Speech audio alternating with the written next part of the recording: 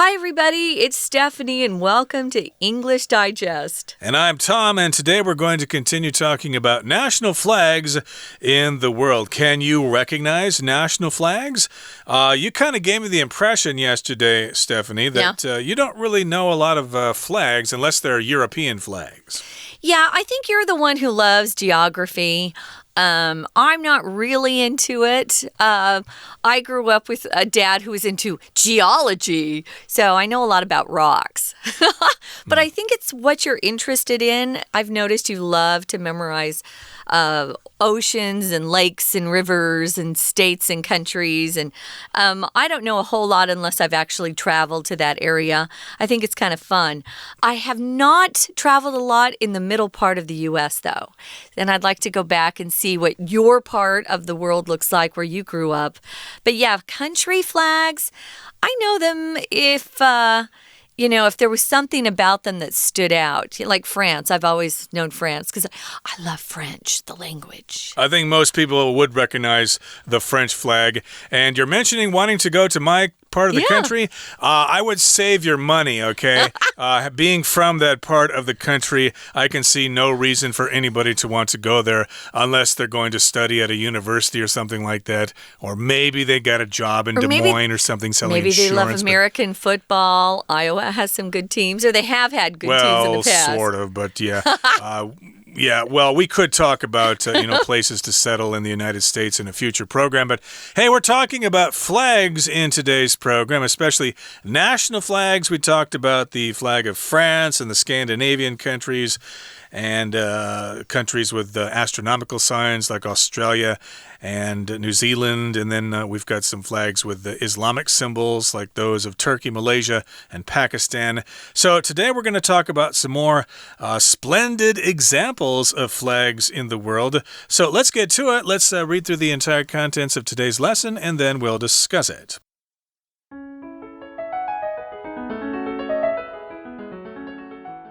While geometric patterns like stripes and crosses are common on flags, some countries display more unique images. Let's check out a few. Canada. The maple leaf makes Canada's flag easy to identify. It had been a symbol of Canada long before the current national flag came into existence in 1965. The maple represents strength and tolerance and is Canada's national tree. Nepal. Nepal's flag is the only one in the world that isn't a rectangle. Its twin triangles represent the Himalayas, as well as the country's two dominant religions of Hinduism and Buddhism. Each triangle has its own symbol. These belong to the former rival branches of Nepal's ruling dynasty, which joined together in the 20th century. Bhutan. Few flags are as visually spectacular as Bhutan's. It consists of two bright triangles, yellow and orange, with a graceful dragon in the center. Gripped in the dragon's claws are 4 jewels, representing the wealth and security of Bhutan, which the fierce dragon protects with all its might.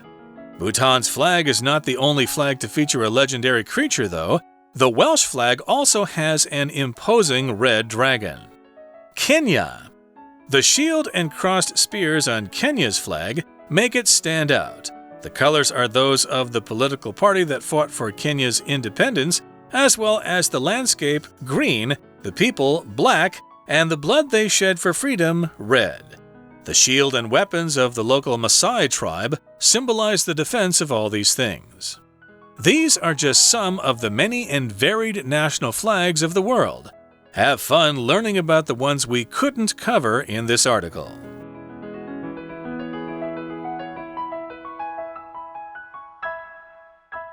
Okay, so let's get started here. On the first sentence, it says, while geometric patterns like stripes and crosses are common on flags, some countries display more unique images, things you don't see quite as often.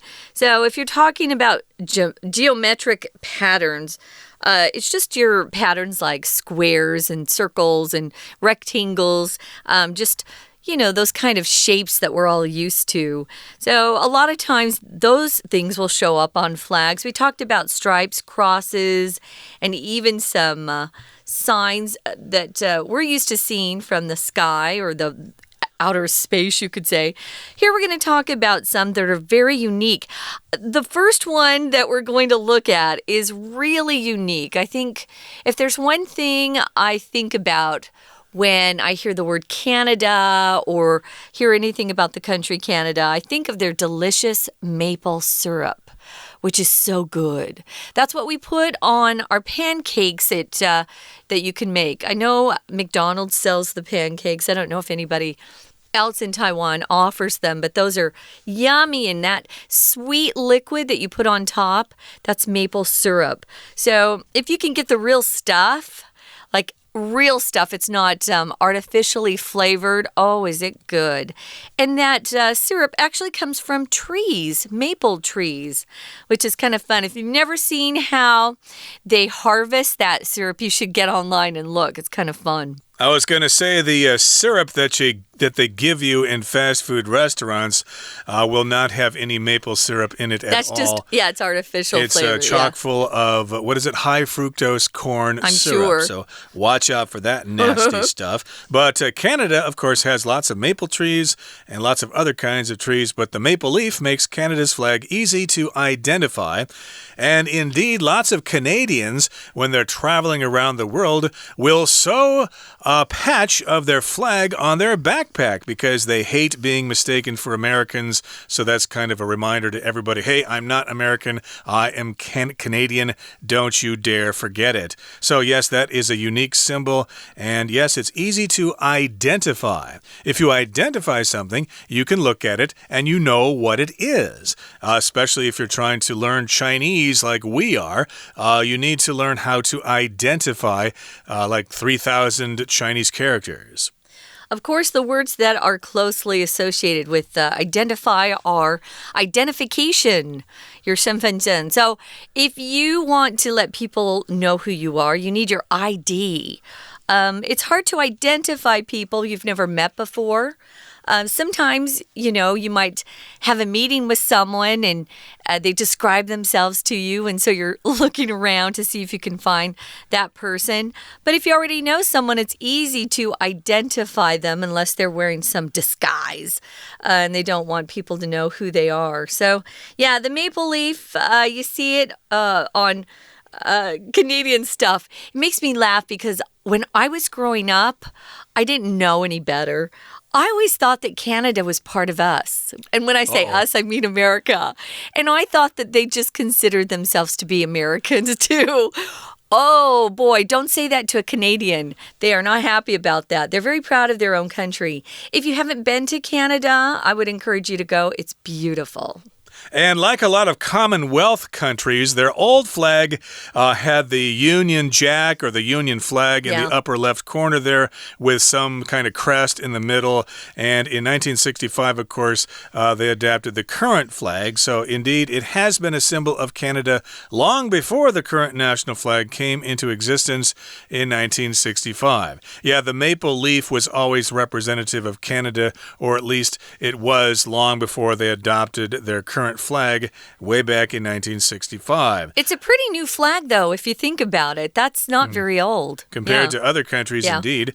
And the maple represents strength and tolerance. Yes, maple trees are quite strong and robust. Tolerance here just refers to your ability to accept lots of different kinds of things, lots of different kinds of people, and not get upset. And indeed, Canada has lots of different kinds of people living there in peace and harmony. Right. We also use tolerance, or we talk about your ability to tolerate something. Sometimes people are allergic to different things. My mom could not tolerate cow's milk. When she would drink it, her tongue would just swell up and she couldn't breathe. So, yeah, your ability to accept something, or your body's ability to accept something. They've got lots of different nationalities in Canada. A lot of people immigrate to Canada. And Of course, the maple tree is beautiful.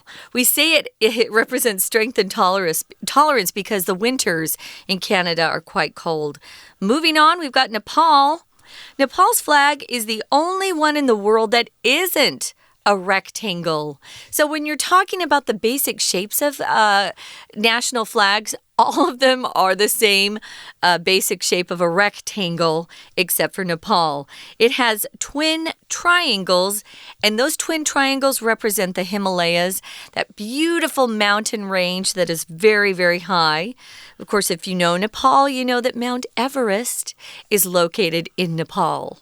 Exactly. So, yeah, that's a rather strange flag. It's the only flag in the world that isn't a rectangle or a square, as in the case of Switzerland. But, yeah, it's got triangles here. Its twin triangles represent the Himalayas, as you said, and it also represents the two dominant religions of the country, which are Hinduism and Buddhism. Hinduism, of course, is the most common religion in India, and Buddhism, of course, you all know about that here in good old Taiwan, and these two religions are dominant in Nepal. Now, each triangle has its own symbol. These belong to the former rival branches of Nepal's ruling dynasty, which joined together in the 20th century. So I guess you need to look closely there at that flag to see the symbols of the former rival political parties or rival branches of their ruling dynasty. Okay, so they, I guess, were enemies before, or they fought against each other, but later they put down their differences and joined together to form the great nation of Nepal. Okay, that brings us to the end of our discussion. For the first part of our lesson, let's take a break now and listen to our Chinese teacher. 听众朋友大家好，我是安娜。今天要特别针对某一些国家的国旗来仔细的看一下。那么在一开始加拿大国旗之前，我们看一下这一个小段落分为两句。第一句当中的 while 其实一开始我们国中学的时候就说它是当嘛，是 when 的意思。可是在高中英文当中 while 还蛮常当成 although 虽然的意思。好，接着我们来看一下加拿大的国旗哦。其实我们一想到加拿大，大概就会想到它的枫叶，没有错。在枫叶呢，它会让加拿大的国旗啊，真的非常容易辨识。你只要看到枫叶，大概就是加拿大了。那这个所谓的加拿大的枫叶啊，其实在1965年，现在的国旗出现之前，早就已经是加拿大的象征了。我们来看一下第二句，这个地方的时态稍微注意一下。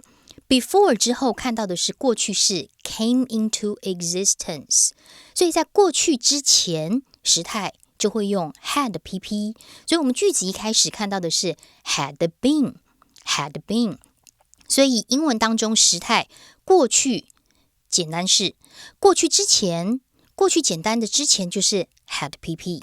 好，那么这是第一个加拿大它的枫叶。那么第二个呢，尼泊尔 Nepal， 尼泊尔的国旗有哪边特别的呢？因为它的国旗啊是世界上唯一一个不是矩形的国旗。我们国旗看到都是长方形嘛，矩形的，但是它是全世界唯一一个不是矩形的国旗哦。好，那么这个尼泊尔的国旗呢，它是什么形状呢？它是两个三角形，这两个三角形就代表着喜马拉雅山，还有这个尼泊尔这个国家的主要的宗教，也就是印度教跟佛教。那么在每一个三角形呢，里面都其实有自己的象征，而且有一些三角形也是其实属于尼泊尔统治王朝前敌对分支，那么在西元20世纪的时候就合并在一起。好，我们来看一下这一段第4句的地方，它有一个补充的关系子句，先行词是 The former rival branches of Nepal's ruling dynasty。好，有一点长，逗点之后的 which 就代替前面的先行词到句尾的地方，而这些所有的敌对分支 join together 在20世纪的时候就合并在一起。 We're going to take a quick break. Stay tuned. We'll be right back.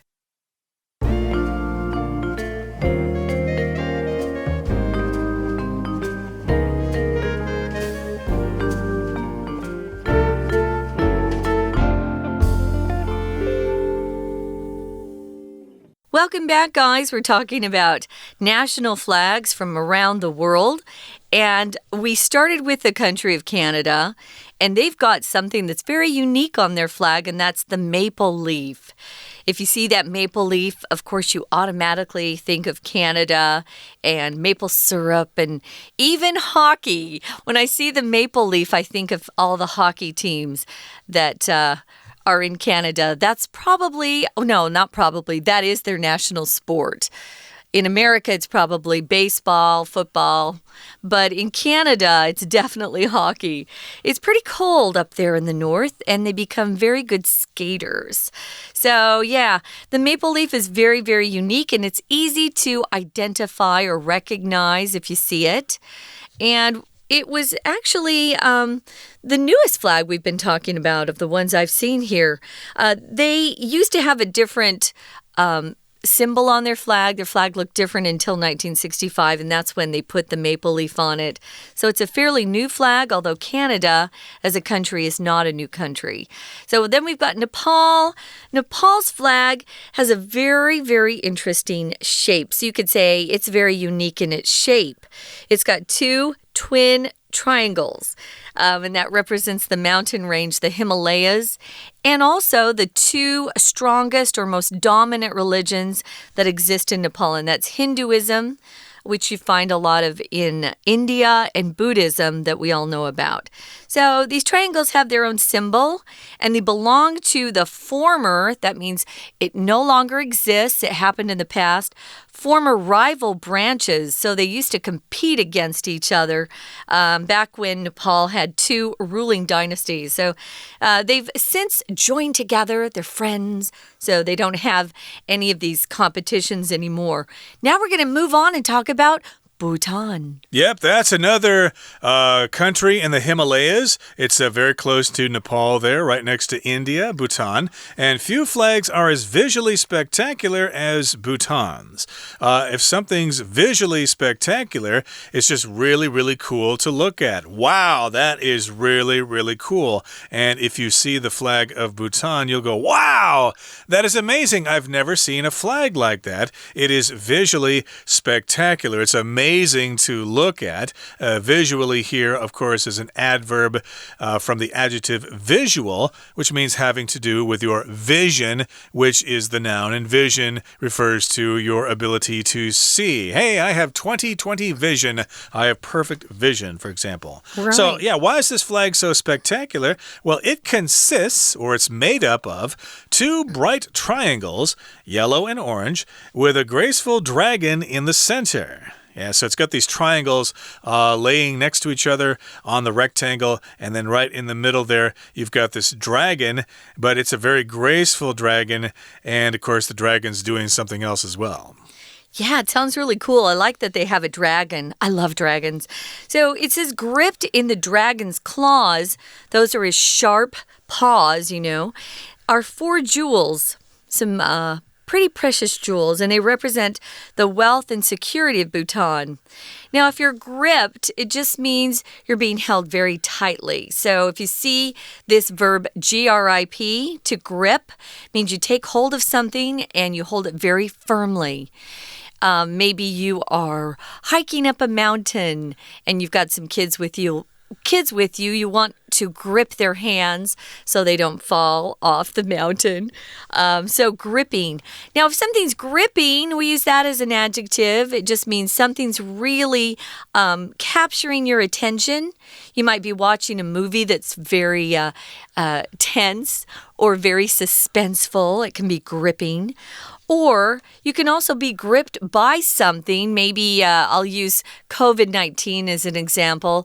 I know when we first heard about COVID-19, people were gripped by fear. Oh no, we're all going to die. Of course, we didn't. So you can use gripped in different ways. Here, of course, it's the verb form. Don't forget to hold tightly. Yep, to grip something, to hold on to something, and gripped in the dragon's claws are 4 jewels. They're like round balls. Yeah. And they represent the wealth and security of Bhutan, and the fierce dragon will protect that wealth and security with all its might. Using all its power, that dragon will protect those virtues of wealth and security. So Bhutan will be nice and safe.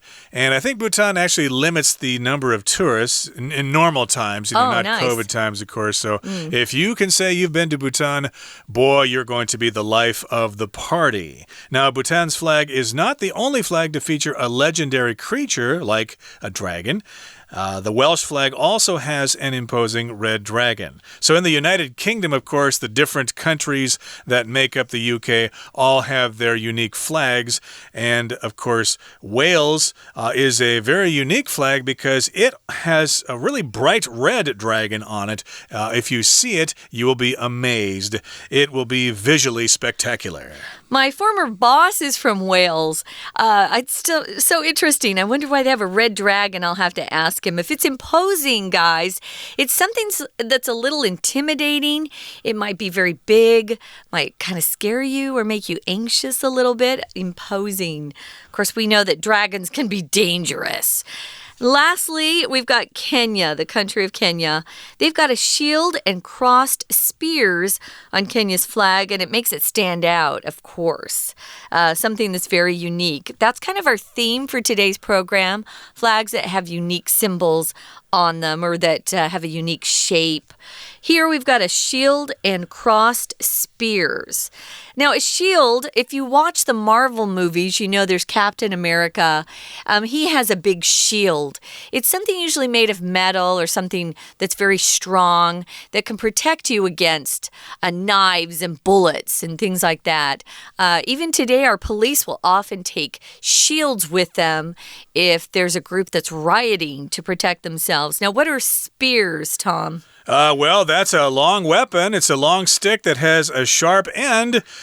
Shields and spears. If someone throws a spear at you, then you can protect yourself with the shield. Yeah. So, yes, you've got a shield and crossed spears on the flag of Kenya. And, yes, that is a pretty cool flag. Africa has lots of cool flags. Yeah. And the colors are those of the political party that fought for Kenya's independence, as well as the landscape, green, the people, black, and the blood they shed for freedom, which is red. So that's what those colors represent.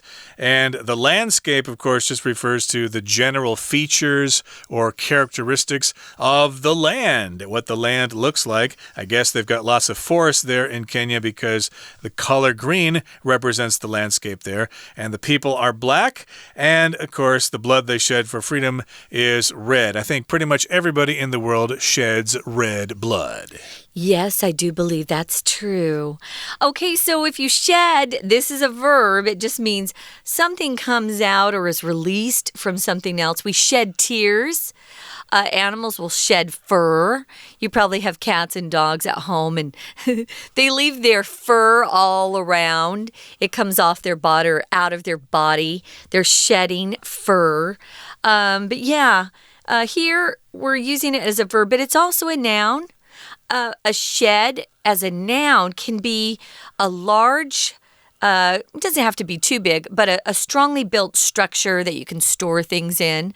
In the back of my parents' yard, we have a shed that we put the lawnmower in there and different tools to do yard work. That's called the shed.